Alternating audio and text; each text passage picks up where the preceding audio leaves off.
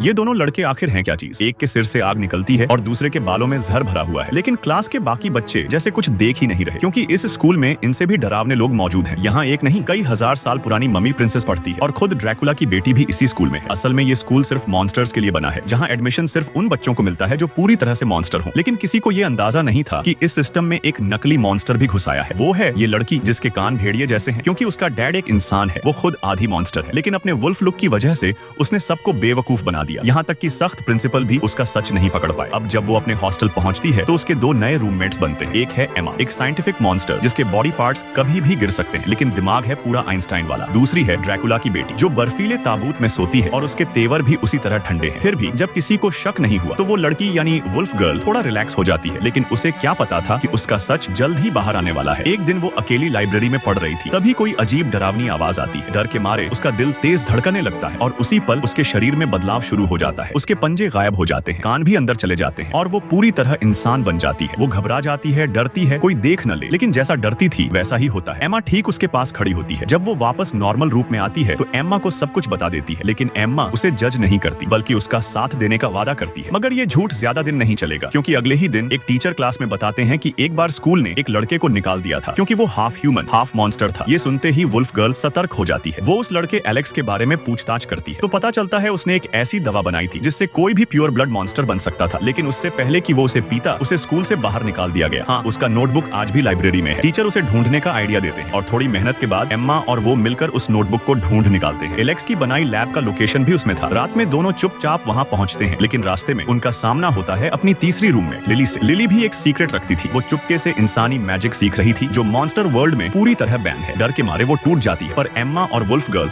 उसका पूरा साथ देते हैं। इससे उसका कॉन्फिडेंस लौट आता है और वो भी उनके मिशन में शामिल हो जाती है। तीनों एक छिपे हुए दरवाजे तक पहुंचते हैं, जहां एक हैंडप्रिंट से दरवाजा खुलता है, लेकिन वुल्फ गर्ल का हाथ रखने पर भी कुछ नहीं होता। लिली बताती है कि एक एंशिएंट स्पेल है जो इसे खोल सकता है, लेकिन उसमें एक रेयर स्नेक वेनम चाहिए, और वो जर है मेडुसा के बेटे के सिर पर मौजूद सांपों में। अब वुल्फ गर्ल को याद आता है वो हैंडसम लड़का जिसे वो डेट पर बुलाती है ताकि उसका वेनम चुरा सके, लेकिन वो सांप बिल्कुल कॉपरेट नहीं करते। काफी कोशिशों के बाद भी कुछ नहीं होता, तो आखिरकार वो उसे सब सच बता देती है। लेकिन लड़का गुस्सा नहीं होता बल्कि खुलकर मदद करता है, क्योंकि वो भी उसे सीक्रेटली पसंद करता था। पर तभी किसी ने उनकी शिकायत कर दी और प्रिंसिपल सामने आ जाता है। लिली आगे बढ़कर खुद पर सारा इल्जाम ले लेती है कि वो इंसानी जादू सीख रही थी, जिससे प्रिंसिपल नाराज होकर उसके डैड को बुलाने का कहता है। लिली का चेहरा उदास देखकर वुल्फ गर्ल को गहरा पछतावा होता है। वो जानती है कि ये सब उसी की वजह से हुआ। उस रात वो अपना सामान पैक करती है और चुपचाप स्कूल छोड़ देती है, लेकिन कुछ घंटों बाद जब वो अकेली इंसानी दुनिया में बैठी होती है, उसके दोनों रूममेट्स उसके पीछे आ जाती है।